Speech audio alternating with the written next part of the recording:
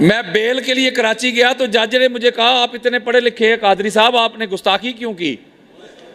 मैंने कहा, जज साहब ये आपके सामने लैपटॉप पड़ा हुआ है, मोबाइल आपके हाथ में है, इंटरनेट का ज़माना है, आप अपनी मर्जी का कुरान मजीद का तर्जमा निकालें ना, मेरी मर्जी का नहीं, अपनी मर्जी का।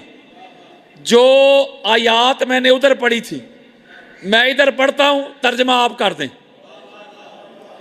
अगर मैं कुरान पढ़ के गुस्ताखे से आबा हूं तो ये FIR अल्लाह पे काटो, ये FIR बुखारी पे काटो, मुस्लिम पे काटो, अबू दाऊद पे, तिरमिजी पे, नसाई पे काटो। मैंने कहा कोई एक भी नहीं बचता। अल्लाह के बंदो, कुरान पढ़ना, मुस्तफ़ा का फरमान पढ़ना, हकायक बयान करना, ये गुस्ताखी नहीं। गुस्ताखी ये होती है किसी को गालम गलौच करना। नहीं समझ रहे?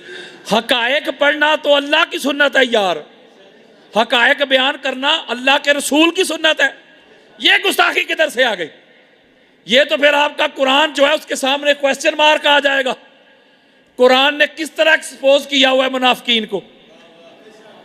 तो लिहाजा मुझे टेलीफोन कॉल्स आई हैं हमारे अपने मकतब के लोगों की। उन्होंने मुझे कहा, कादरी साहब हमें तो आज पता चला है कि ये जो हमारा फजलियत अबू बकर सिद्दीक वाला अकीदा है, ये तो सारा का सारा कुरान के खिलाफ खड़ा है, कुरान के बिल्कुल खिलाफ है। और ये मैं आज भी चैलेंज कर रहा हूं, कोई अपने बड़े कब्रों से भी निकाल के ले आए, चैलेंज है मेरा परमानेंट के लिए। कोई कुरान से मौला अली अलैहिस्सलाम के अलावा कायनात में किसी जैद बकर को अफजल साबित ही नहीं कर सकता।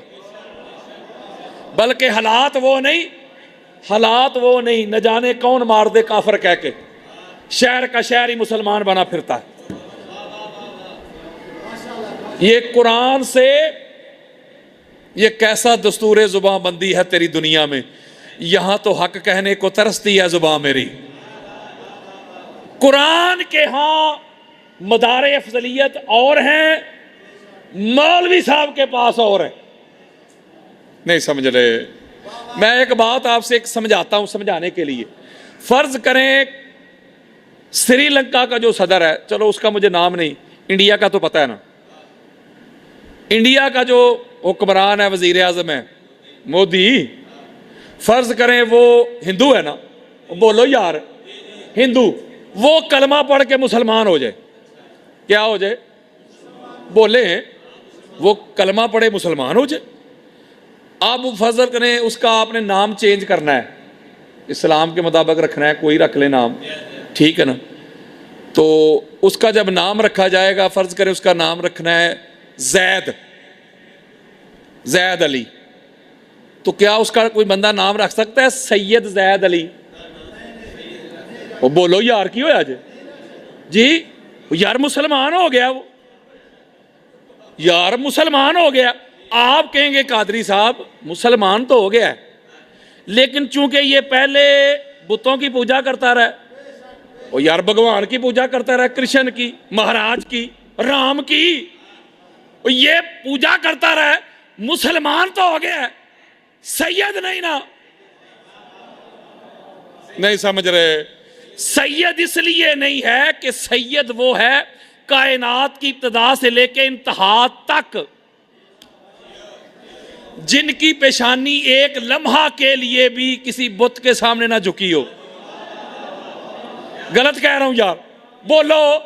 तो पता चला मौलवी साहब, जो लोग लात बनात की पूजा करते रहे ना, खासा दी गल हम आगे, जो लात मनात की पूजा करते रहे, कलमा पढ़ के मुसलमान हो गए, और यार उनको मुसलमान कह, हजरत जी कह, लेकिन सरदार नहीं कह सकता। सैयद वही है जो मोहम्मद की नस्ल से हो। होए होए होए। तो इसलिए मेरे दोस्तों, कुरान का ये कायदा है, कुरान कहता है कि पाक, ताहिर, मुताहिर और खबीस बराबर नहीं। ला यस्तविल खबीस व तय्यब, कुरान कह रहा है, मैं कह रहा हूं।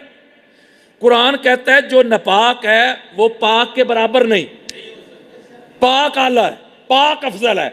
तो अब बात तो सोचने वाली है ना, तीनों खुलाफा मैं तनकीस नहीं कर रहा किसी की।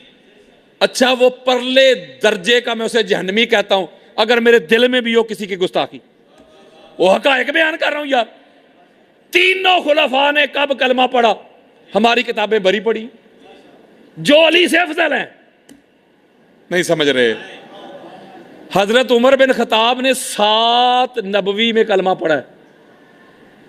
ये नबवी को मैं समझा देता हूं। यानी हजूर ने जब ऐलान किया ना, बेसत का जब ऐलान फरमाया कि मैं नबी हूं, नबी तो तब भी थे जब न तब था न कब था। मैं बात ऐलान की कर रहा हूं। जब ऐलान किया तो 7 नबवी 7 साल तक हजरत उमर बिन खताब हजूर की मुखालफत करते रहे। 7 नबवी को उन्होंने कलमा पढ़ा, वो डिटेल बयान नहीं कर रहा। और 7 नबवी कोई सोशल बाइकाट हो गया, खानदाने बनु हाशिम को मैसूर कर दिया गया शेब अबी तालिब में। जिस साल हजरत उमर ने कलमा पढ़ा उसी साल हजूर 3 साल के लिए अपने खानदान समेत मैसूर कर दिए गए।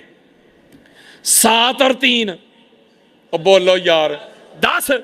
ये 10 साल जो हजूर ने बेसत के गुजारे हैं मक्का में, उनमें हजरत उमर का किरदार दिखाओ। यार मैं कोई लड़ाई कर रहा हूं? ला के रवायत मेरे मुंह पे मारो कि ये देखो उनका किरदार है ये। और ऐसे पढ़े लिखे जाहिल है, कहते जब हजरत उमर ने कलमा पढ़ा ना तो हुजूर को कहा या रसूलल्लाह अब छुप के इबादत नहीं होगी, सरेआम बिलाल काबे की छत पे चढ़ जा अजान दे। और कोई इस पढ़े लिखे जाहिल मौलवी से पूछे, मौलवी जी ये 7 नबवी को अजान तेरे प्यो ने नाजल की थी सी? वो यारो अजान वाला मेथड तो मदीना में है, मक्का में अजान किधर से आ गई? बल्कि बुखारी में रवायत मौजूद है, वो मैंने उधर भी पढ़ी थी। सही बुखारी में रवायत मौजूद है, जब हजरत उमर बिन खताब ने कलमा पढ़ा तो अपने घर में छुप के बैठ गए। और आस बिन वाइल एक बहुत बड़ा काफिर लानती जिसने हजूर को अबतर कहा था, जिसकी रद्द में सूरह कौसर नाज़िल हुई है। नहीं समझ रहे? अमर इब्न अल-आस दा अब्बा, वो काफिर यार, नबी का दुश्मन, उसने जाके हजरत उमर को कहा कि बाहर निकल, मैं तुझे पनाह देता हूं। नबी के दुश्मन की पनाह ली। जो कहते कुफर की कमर टूट गई। कोई बंदा मुझे एक नाम लेके बताए किसी काफर का, नाम लेके तीनों खुलाफा ने फलां काफर को कत्ल किया। यार मैं कोई लड़ाई कर रहा हूं, बेअदबी कर रहा हूं, सवाल कर रहा हूं, मेरे मुंह पे जवाब मारो। एक बंदा कोई मच्छर दिखा दे ते मुकाबले अली नाल। ओए होए होए यारो, कुरान का मेयार तो पढ़ो ना यार। कुरान अफजलियत के जितने मेयार बयान करता है ना, अल्लाह की इज्जत की कसम खा के कहता हूं, पूरी कायनात में आदम से लेके आखिरी इंसान तक पाक मोहम्मद के बाद अली के अलावा कायनात में कोई है ही नहीं है।